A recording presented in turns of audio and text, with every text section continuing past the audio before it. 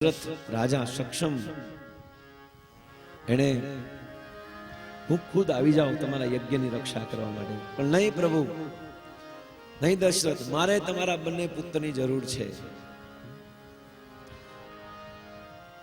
બહુ જીદ પકડી. પછી દશરથજીને એમ લાગ્યું કે ગુરુ જ્યારે આપણી પાસે કંઈક લેવા આવે ને તો એમની સમજતા એને પાછું જ નહીં આપે, એને કેટલું ઘણું કરીને પાછું આપશે. કારણ કે ગુરુનો ધર્મ હોય છે, લેવા વાળાનો ધર્મ હોય કે જે વ્યક્તિ કંઈક આપે છે ને એનું 1000 ગણું કરીને પાછું આપવું, અને જે નથી આપતો તો એ કર્મના બંધનનો ભાગીદાર બને છે, શાસ્ત્રનો અને સંતોનો અપરાધી બને છે. એટલા માટે ગુરુ એ બોલ્યા છે તો હું આપી દઉં. ઠીક છે, લઈ જાઓ આ બંને અમારા ફૂલ જેવા કોમળ પુત્રોને. અને વિશ્વામિત્રજી લઈ જાય છે. યજ્ઞ ચાલુ છે અને યજ્ઞમાં બધા રાક્ષસો આવે છે. અને પ્રભુ શ્રી રામચંદ્ર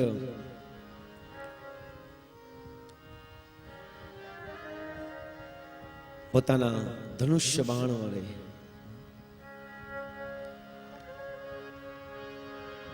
એ રાક્ષસોનો વધ કરે છે. અને એમાં મારીચ પણ આવે છે.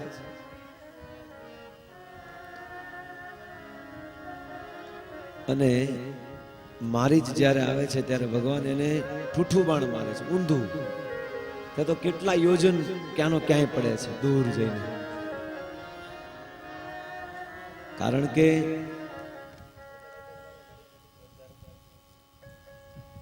ભગવાન અગર ઊંધો પ્રહાર કરે ને તોય ક્યાંનું ક્યાંય જઈને ફેંકાઈ જાય છે, કાયદેસર તો નહીં. અને પછી આ જ રીતે યજ્ઞની રક્ષા કરી. યજ્ઞની રક્ષા કર્યા પછી વિશ્વામિત્રજી આ બંનેને લઈ જાય છે એક વિશેષ જગ્યાએ, જે હજારો લાખો વર્ષો પહેલા એક પથ્થર બનેલી અહલ્યાનો ઉદ્ધાર કરવા માટે. અને એકદમ ભયંકર વન જંગલમાં પથ્થરના રૂપમાં બનેલી અહલ્યા, જે હલે નહીં તે અહલ્યા, ગૌતમના શ્રાપથી બનેલું આ પથ્થર ઇન્દ્રે એના પતિના રૂપ ધારણ કરીને આવ્યો. વાંક નહોતો છતાં પણ શ્રાપને સ્વીકારી લીધું કે એમાં નિશ્ચિત મારું હિત થશે, અને પથ્થર બની ગઈ. અને હકીકતમાં જગતમાં જ્યાં સુધી ઠોકર ન લાગે ને ત્યાં સુધી વ્યક્તિ ઘડાય નહીં. એક બહુ સુંદર શિક્ષા મળે છે આ પ્રસંગમાં. હજારો વર્ષો સુધી જેની રાહમાં બેઠેલી અહલ્યા કે એક દિન રામ આયેગા, એક દિન ભગવાન આવશે અને મારી ઉપર ઉદ્ધાર કરશે. એના પરમ શ્રી ચરણ, જેના જે ચરણમાંથી વિષ્ણુપદી ગંગા પ્રગટ થઈ છે, એ શ્રી ચરણ મારી ઉપર પડશે. અને આ પથ્થર પવિત્ર બનશે, પથ્થર પીગળશે, અને પીગળ્યા પછી એ પથ્થર પણ રૂપ ધારણ કરશે. પ્રભુ શ્રી રામચંદ્ર વધારે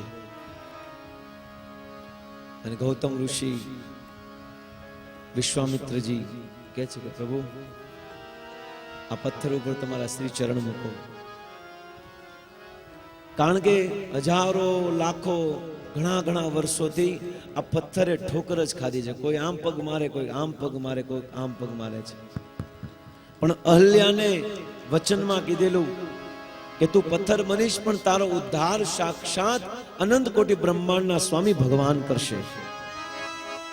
અને આ વચનને યાદ રાખીને અહલ્યા કહે છે કે જો મારી ઉપર દયા, મારી ઉપર કરુણા કરવા માટે, મારી ઉપર મારો ઉદ્ધાર કરવા માટે જો ભગવાન આવવાના હોય ને તો હું 1 વર્ષ નહીં પણ 1000 વર્ષ પથ્થર બનવા માટે તૈયાર છું.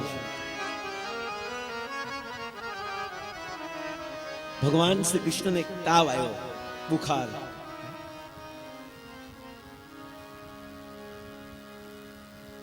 અને નારદજી આવ્યા, પ્રભુ મેં સાંભળ્યું છે કે તમને તાવ આવે છે. ભગવાનને તાવ નો આવે પાછા, એ બધા વહેમમાં નહીં રહેતા, કારણ કે ભગવાનનું શરીર તો સચ્ચિદાનંદ છે, પણ છતાં પણ ભગવાન એક પોતાની લીલા બતાવવા માંગે છે.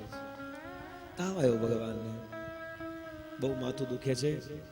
નારદ દવાની ઇંતજામ કરતા, પ્રભુ કે અમારે કઈ દવા લાવી? આ જગતમાં જન્મ મૃત્યુની મોટી મોટી દવા તમારી પાસે છે, તમારી દવા અમારે ક્યાં લેવા જાવી? ત્યાં કે મારા કોઈ ભગતના પગની ચરણની ધૂળ જો મારા માથામાં લગાડવામાં આવશે ને તો મને તાવ ઉડી જશે. લ્યો, દવા ઈ જ બતાવે, રોગી જ દવા બતાવે. કે નારદજી કે એમાં ઈ તો હું લ્યો હું હમણાં જાઉં છું. અને તરત જ બધા ધ્રુવ, પ્રહલાદ જેવા મોટા મોટા ભક્તો પાસે ગયા, ભાઈ લાવો તમારા ચરણની રજ. તાકે ના ના અમે નહીં આપી. લક્ષ્મીજી પાસે લાવો તમારા પગ ચરણની જે રજ છે ને ધૂળ આપો, ભગવાનને માથે લગાડ્યું છે. તાકે ઈ ધંધો થોડો કરાય. મોટા મોટા બધા ભગવાનના ભક્તો પાસે જાય, પણ બધા ડરે કે ના ના ના ના, અમારે આ પગની ધૂળ આપીને નરકમાં નથી જવું. નારદજી કે વાત તો હાચી, ક્યાં જવું? કોઈ પગની ધૂળ દેવાનો, કારણ કે આપણા પગની ધૂળ ભગવાનના માથે ચડે એ કઈ થોડી સારી વાત છે. નરક કરતા પણ બદતર આપણે જગ્યા મળે. કાંઈ ન મળ્યું, કોઈ જગ્યાએ આ દવા નો આપી. ત્યારે સલાહ લીધી ભક્ત પાસે, ત્યાં કે એમ કરો, ભગવાનને પરમ પ્રિય ભક્ત છે ને વૃંદાવનમાં ગોપીઓ છે, એની પાસે જાઓ. અને ગોપીઓના પ્રાણધન. અને આ નારદજી ગયા અને કીધું કે ભગવાનને બહુ માથું દુખે. શું વાત કરો છો?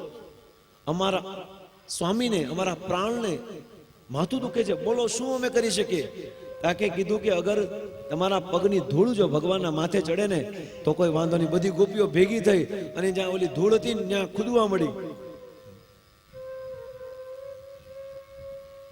રાંદલમાં બેહાડો જેમ બોલો ખુદી, એમ લાદીઓ ઢીલી પાડી દઈએ અને જોર જોરથી બધી નાચવા મળી. અને કીધું નારદ આ લઈ જાઓ ધૂળ, પણ કે ગાંડી થાવમાં, ગાંડી થાવમાં. આ તમારી ધૂળ જો ભગવાનને લાગશે ને માથે ને તો નરકમાં જવું પડશે. અને ત્યારે ગોપીઓ કીધું કે અમારા ધૂળથી જો ભગવાનનું માથું ઉતરી જતું હોય ને તો એક વાર નહીં 1,00,000 વાર નરકમાં જવા તૈયાર છે. કારણ કે અમારો પ્રાણ કૃષ્ણ છે, એટલા માટે ગોપી ગીતમાં ગાય છે, પ્રણત દેહિના પાપ કર્ષણમ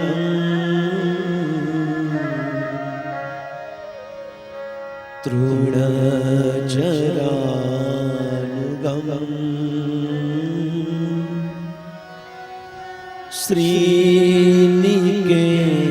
શ્રીનિકેતનમ ફણીપણાર્પિતમ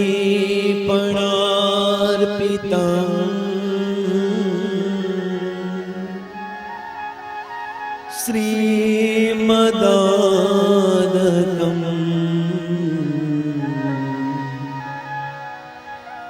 ઉણુકુચે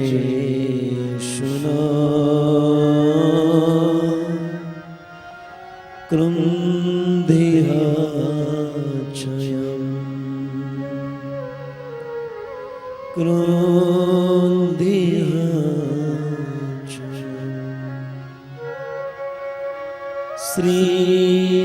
શ્રીનિકેતનમ.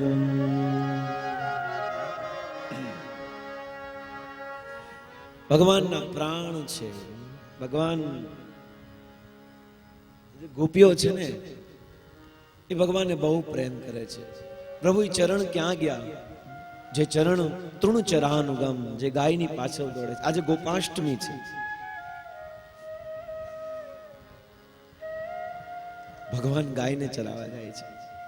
અનંત કોટી બ્રહ્માંડનો સ્વામી ગાયની પાછળ દોડે છે અને આપણે ગાયને કાપવા દોડ્યા છે. વિચારો. એટલા માટે આજે મેં શ્રૃંગાર કર્યો છે, રાધારાણીને ગોપ બનાવ્યા છે. જેને દર્શન કર્યા એને ખબર હોય, બાકી પગે લાગ્યો એને ખબર નહીં પડી હોય. પગે લાગવું અને દર્શન કરવામાં બહુ ફરક છે. પગે લાગવું એટલે આમ કહીને હાલતા. દર્શન એટલે કે ભગવાનના પ્રત્યેક અંગમાં લગાડેલા આભૂષણને દર્શન કરતા કરતા એ હૃદયના કેમેરાથી પોતાના હૃદયમાં સ્થિત કરી દો. મળતી વખતે અવશ્ય ભગવાનનું સ્વરૂપ તમારી સામે નજરમાં આવશે. આને દર્શન કહે છે. પગે નથી લાગવું આપણે, એ સિસ્ટમ જવા દો, સિસ્ટમ ફેરવો શાસ્ત્ર પ્રમાણે. દર્શતી ઇતિ દર્શન, એ ભગવાનને આપણા આંખના બંને કેમેરાથી એકદમ ભરી લ્યો અંદર અને આમ હૃદયમાં સ્થિત કરી દો. અને જેમાં વધારે રુચિ હશે ને એ અંત સમય તમને યાદ આવશે. એ પ્રભુ તમારા ચરણ, જે ગાય પાછળ દોડે છે એ ગાયના પગથી ઉડતી આ રજથી તમે આખું શરીર ધૂળ ધૂળ થઈ ગયું હોય છે. બહુ સુંદર ઘુંઘરાળા વાળ તમારા હોય છે અને પ્રભુ એટલા સુંદર લાગો છો. એ ચરણ જ્યાં ગાયની પાછળ દોડે છે, ઉઘાડા પગે. વૃંદાવનમાં ભગવાને ચપ્પલ નથી પહેર્યા. બ્રજ વૃંદાવનમાં ભગવાન કૃષ્ણ ચપ્પલ નથી પહેર્યા. એટલા માટે મારા ભક્તો પણ જ્યારે વૃંદાવનમાં જાય ને ત્યારે ચપ્પલ નથી પહેરતા. કારણ કે જે ભૂમિમાં ભગવાને ચપ્પલ ન પહેર્યા હોય એ ભૂમિ ઉપર ચપ્પલ પહેરીને ક્યારેય ન જવું જોઈએ. કેમ ભગવાને ચપ્પલ ન પહેર્યા? કારણ કે બ્રજની કણ કણ જે છે ને, બ્રજનું એક કણ પણ છે ને વૃંદાવનનું, એ કોઈ સામાન્ય નથી. એ બહુ મોટા મોટા યોગી ઋષિ મુનિઓ છે. અને ભગવાનના શ્રી ચરણનો આશય પ્રાપ્ત કરવા માટે એ ધૂળ બન્યા છે. वृंदावन का कण कण बोले श्री राधा राधा. वृंदावन का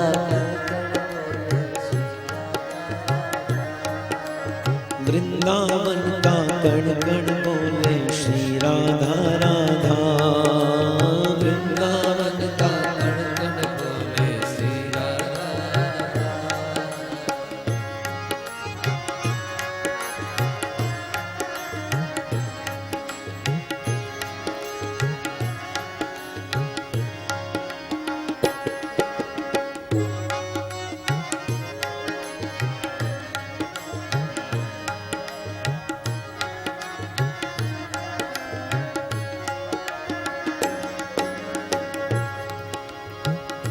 જો વૃંદાવનની ગલી ગલીમાં તમે વૃંદાવન જોશો ને, તો રિક્ષા ચલાવવા વાળા એ આગા જાઓ એમ ન બોલે. હું બોલે?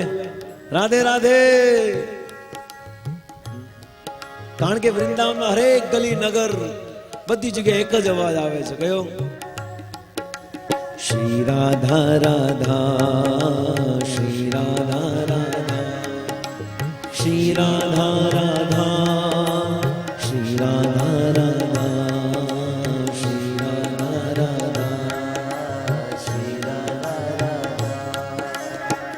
वृंदावन में तरुलता सब साथ बोले श्री राधा राधा, श्री राधा राधा, श्री राधा.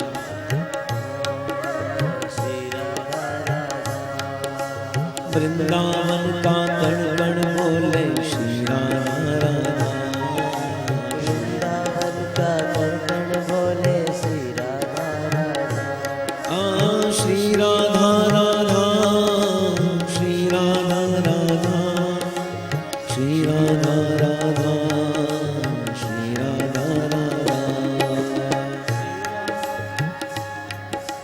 श्री राधा राधा, श्री राधा राधा, श्री राधा राधा.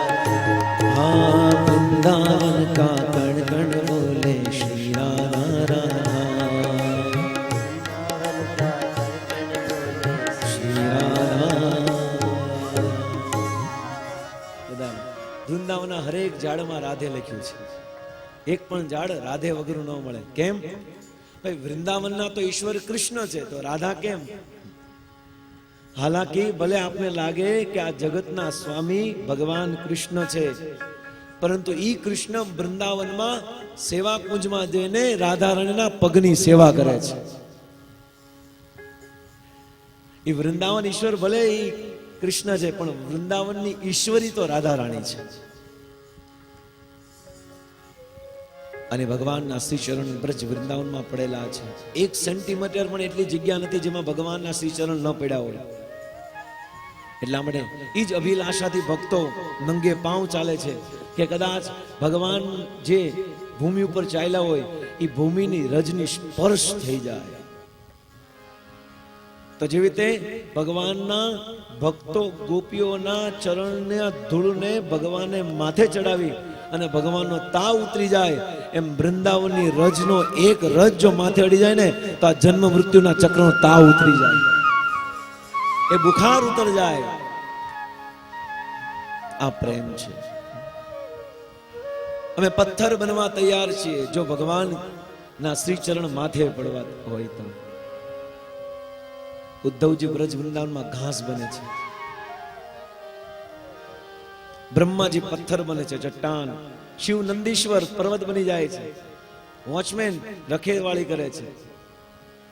બ્રજ વૃંદાવનના ચારે ખૂણે શિવજી ઉભા છે.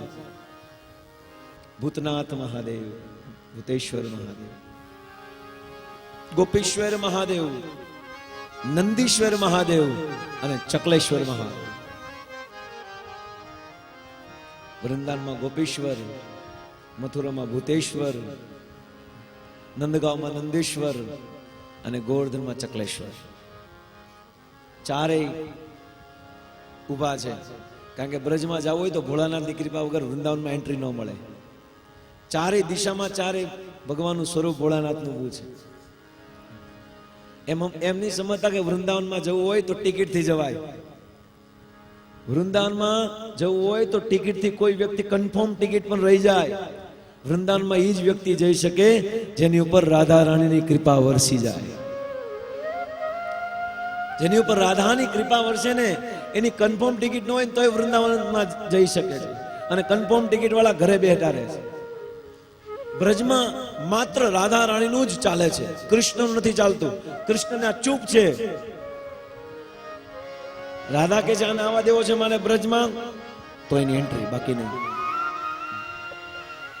हजारों साल तक पत्थर बनने के लिए तैयार हैं अगर प्रभु के श्री चरण अगर हमारे सिर पर पड़ जाए. अनिज अहल्या हजारों वर्षों थी ठोकर खाए छे कि ठोकर खाता खाता खाता एक दिन राम की ठोकर लग जाए અને બેડો પાર થઈ જાય. અને પ્રભુ શ્રી રામચંદ્રની ઠોકર લાગી જાય છે અને એનો ઉદ્ધાર થઈ જાય છે. ગૌતમ નારી શ્રાપ, શ્રાપને કારણે અહલ્યા બની ગઈ. પ્રભુ શ્રી રામચંદ્રના સુંદર શ્રી ચરણ એ અહલ્યાના જે પથ્થરનું રૂપ ધારણ કર્યું છે ને માથે પડ્યા, અને જો સ્પર્શ થતા જ સુંદર રૂપ ધારણ કર્યું. અને હે પ્રભુ, મેં સાંભળ્યું છે કે તમે તો બહુ મોટી મોટી તપસ્યા ધ્યાન ધરે ને એને જ પ્રાપ્ત થાવ છો. મારી જેવા પથ્થરને પણ મારામાં એવા કયા સદગુણ હતા, મારામાં એવા કયા ગુણ હતા જેના કારણે પ્રભુ તમારી કૃપા અમારી પર વરસી છે. હું એક સ્ત્રી છું અને શાસ્ત્ર વિધિ વિધાનમાં બતાવવામાં આવે છે કે સ્ત્રી અલ્પ બુદ્ધિ કહેવાય, અને એના માટે અલગથી વેદવ્યાસ મહારાજે સ્ટોરી ઇતિહાસ બનાવ્યા જેના કારણે સ્ત્રી એને સમજી શકે. છતાં પણ તમે મારી ઉપર ઉદ્ધાર કર્યો છે પ્રભુ, હું તમારો ઋણ કઈ રીતે ચૂકી શકું. બસ જન્માંતર સુધી તમારા શ્રી ચરણનું ધ્યાન, તમારા શ્રી સ્વરૂપનું ધ્યાન હંમેશા રહે. અહલ્યાનો ઉદ્ધાર કર્યા પછી પ્રભુ શ્રી રામચંદ્ર, ગઈકાલે આપણે આખું નાટક જોયું. જનકજીની સભામાં શિવના ધનુષ્યને ભંગ કરવા માટે એક મોટી યોજના, અને દશરથે જનક મહારાજે કીધું કે મારી પુત્રીના લગ્ન, સીતાના લગ્ન એની સાથે જ કરીશ જે આ શિવજીના ધનુષ્ય ઉપર અને ફણસને તોડે. અને ભિન્ન ભિન્ન રાજ્યમાંથી બધા રાજાઓ આવેલા એ સીતા સ્વયંવરમાં. અને સીતા સ્વયંવરમાં આવીને બધા જ પોતપોતાની બડાઈ મારવા મળ્યા. હું આમ છું, હું આ દેશનો આ, મારી આગળ એટલી શક્તિ, મારી આગળ એટલા યોદ્ધા. પણ જનક મહારાજને ખબર છે કે આ ધનુષ્ય શિવજીનું ધનુષ્ય, આની કોઈની હિંમત નથી આને ઉપાડવાની. છતાં પણ એટલા માટે નક્કી કર્યું હતું, કારણ કે જ્યારે સીતા નાના હતા ને ત્યારે ઓરડો સાફ કરતા હતા, એમાં ધનુષ્ય મૂક્યું હતું, દશરથને આપેલું. આ ધનુષ્ય સાઈડમાં પડ્યું હતું ખૂણામાં. તો એ પોતું હાવણી મારતા કચરો સાફ કરતા કરતા એ ધનુષ્યને ઉઠાવીને આ બાજુ મૂક્યું, આમ ડાબા હાથથી ઉઠાવીને મૂકી દીધું આ બાજુ. એટલું મહાન ધનુષ્ય. અને ધનુષ્યને કહે છે કે જ્યારે એ સભા મંડપમાં લાવ્યા ને 10,000 થી વધારે યોદ્ધાઓ એને એક વાહન ઉપર મૂકીને લાવ્યા હતા. આમ નામ નહોતું, ઉપાડી નથી લાવ્યા કોઈ, આમ બળ કરી કરીને ક્યાંય લાવ્યા હતા. એટલું વજનદાર. અને વજનદાર ધનુષ્યને ઉઠાવવા વાળો પણ વજનદાર જ હોવો જોઈએ. હલકા વ્યક્તિનું કામ નથી આ ધનુષ્યને ઉપાડી શકે. તો ત્યાં બધાએ બહુ પ્રયાસ કર્યો. જનકને ક્રોધ થયો કે ઓહો, મેં આ ખોટું વચન કહી દીધું. આ પૃથ્વી ક્ષત્રિયથી હીન થઈ ગઈ છે, કોઈ ક્ષત્રિય નથી રહ્યું હવે. અને તેમાં લખનલાલ જે શેષનો અવતાર, શાંતિ રાખો જનક, જ્યાં સુધી આ સૂર્યવંશ રઘુવંશમાં પ્રગટ થનારા સૂર્ય બેઠો હોય ત્યાં સુધી કોઈને કઈ બોલવાની હિંમત ન હાલે. તમે કોણ? અરે એકવાર મારો ભાઈ મને આદેશ આપી દે ને, એક જ મિનિટમાં આજે ધનુષ્ય છે ને એને ભાંગીને ભૂકો કરી નાખો. તમારી હિંમત કેમ ચાલે છે કે જે સભામાં મારા ભાઈ રામચંદ્ર સૂર્ય સમાન જે બેઠા હોય એ સભામાં તમે એનું અનાદર કરો? જનક આરે બોલો. આખી દુનિયા જેને જનકને પૂજે, અને ભગવદ્ ગીતામાં જનકનું નામ છે, ભગવદ્ ગીતામાં. એવા મહાન જનક જે 12 મહાજનમાંથી એક છે, જનક, જેના ઘરમાં ભક્તિએ જન્મ લીધો, સીતાએ જન્મ લીધો. એ કઈ જેવી તેવા થોડા હોય છે.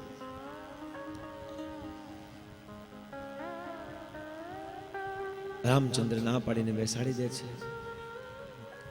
બહુ બધા પ્રયાસ કરે છે પણ હલતું 1 ઇંચ પણ હલતું નથી. અને પછી વિશ્વામિત્રજી પ્રભુ શ્રી રામચંદ્રને ઉભા કરે છે. ઉભા થાવ. ગુરુદેવને પ્રણામ કરે છે, જનક મહારાજને પ્રણામ કરે છે. રામચંદ્ર વૈષ્ણવ એટિકેટ ભગવાન શીખવાડે છે. સભામાં બધા લોકોને પ્રણામ કરે છે.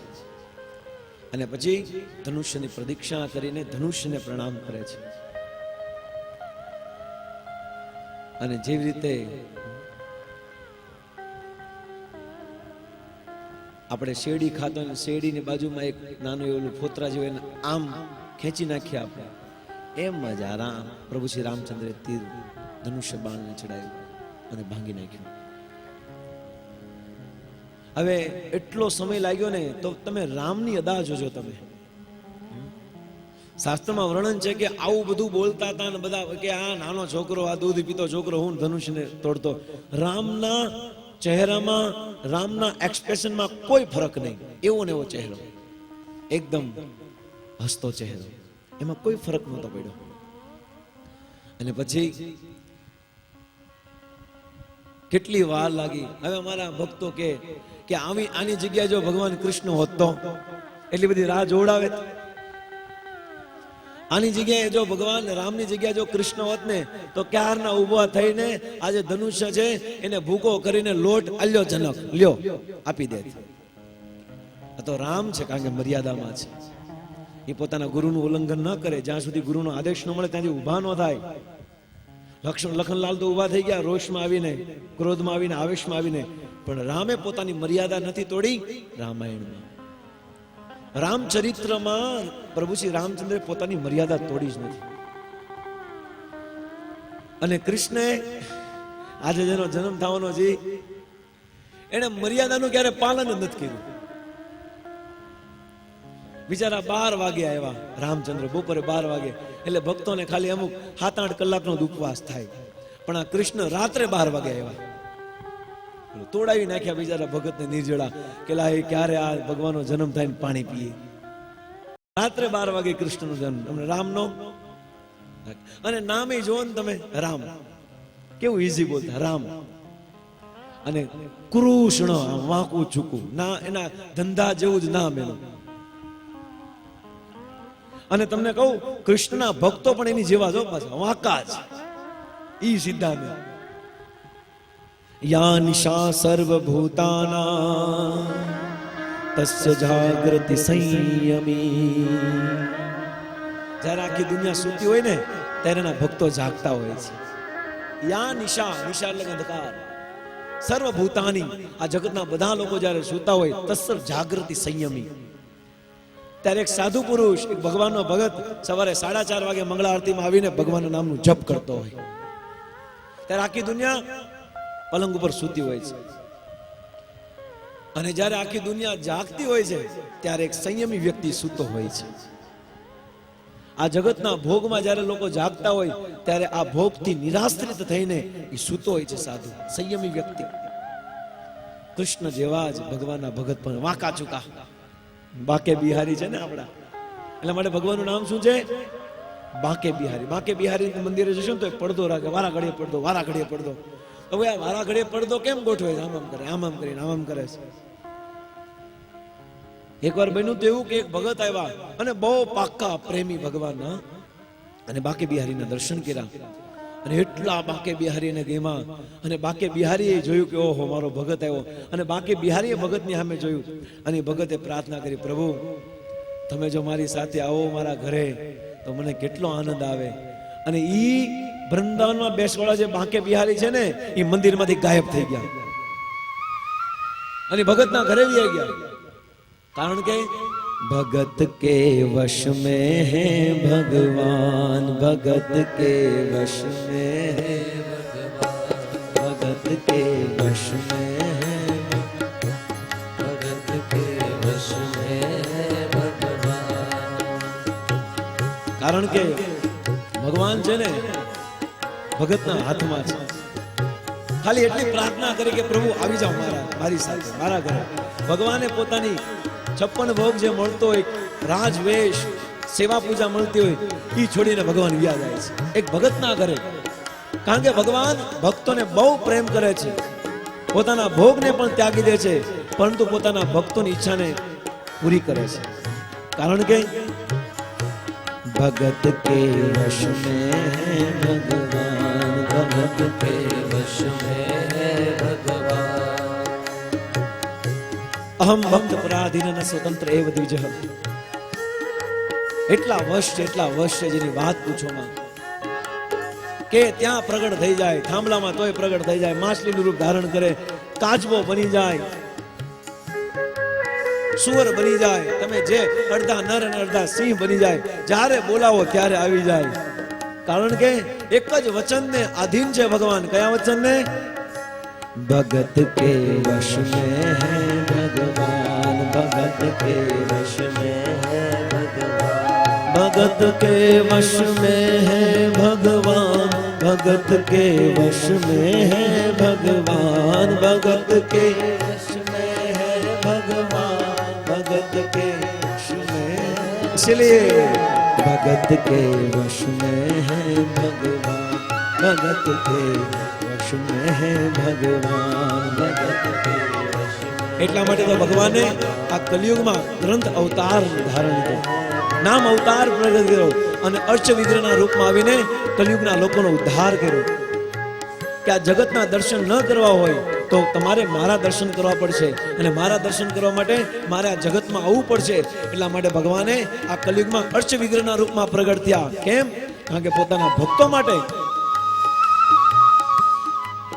ભક્તના દર્શન કરે અને આ જગતના દર્શનથી મુક્ત થાય. એટલા માટે ભગવાન અર્ચ વિગ્રહના રૂપમાં આવ્યા અને ભગવાન ખુદ એમાં પ્રવેશ કર્યો. કેમ? કારણ કે ભક્તોને દર્શન આપીને આ જગતમાંથી મુક્ત કરવાના હતા. એટલા માટે ભગવાન બહુ વૈશ્ય ભગતને, એના વગર એને ગમતું જ નથી. ભગવાન કહે છે જ્યાં મારા ભક્ત હોય ત્યાં જ મને વધારે મજા આવે. મારી કથા કરતા પણ મારા ભક્તની જે કથા કરે છે ને એમાં મને બહુ રસ છે. કેમ? કારણ કે भगत के वश में है भगवान, भगत के वश, भगत के वश में है भगवान, वश में वया गया भगवान। પછી માંડ માંડ પાછા બોલાવ્યા બાકે બિહારીને, અને પછી બીજી વાર નો વ્યા જાય ને, એક ભગતની ભગવાનની સાથે નજર નો લાગે ને, કારણ કે આ તો નજરનો ખેલ છે ભાઈ. જેની પાસે સિદ્ધિ હોય છે ને, એ સામેવાળા મનને વશીકરણ દ્વારા એને વશમાં કરી લે છે, અને પછી જેમ કે એમ જ થાય.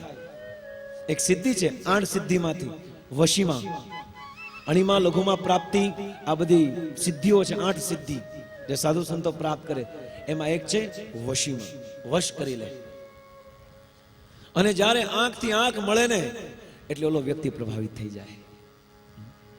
એમ એક ભક્તની આંખ ભગવાન સાથે મળી જાય, અને ભગવાનની આંખ ભગવાન ભક્ત સાથે મળી જાય ને, તો ભગવાન પોતાના સ્થાનમાંથી ઊભા થઈને ભક્તની પાછળ ભાગવા મળે છે. સાક્ષી ગોપાલ, ભગવાન ગોપાલને સાક્ષીમાં રાખ્યા હતા, અને કીધું ભાઈ તમે બાપુજી લગ્ન તો પાક્કા કર્યા, આની હારે આ તમારા સેવક સાથે, તમારી દીકરીના, મારી બેનના, પરંતુ સાક્ષી કોણ? તો કે સાક્ષી મારો ઠાકુર, મારો ગોપાલ. તો કે સાક્ષી પૂરે તો જ લગ્ન કરવાના થાય છે. અને ત્યારે ભગવાને કીધું કે પ્રભુ હવે તો તમે બેઠા હતા ને, સાક્ષી હતી, સાક્ષી પુરાવી હતી, તમે સાઈન કરી હતી, તમારે આવવું પડશે.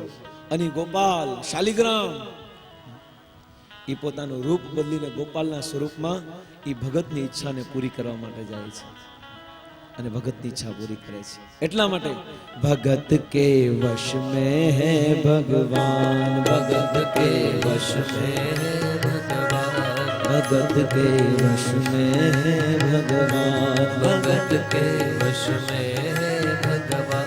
અને સાક્ષી ગોપાલના રૂપમાં જઈને કીધું કે હા મારી સામે સાક્ષી હતી, ભણાવી દે એની સાથે લગન.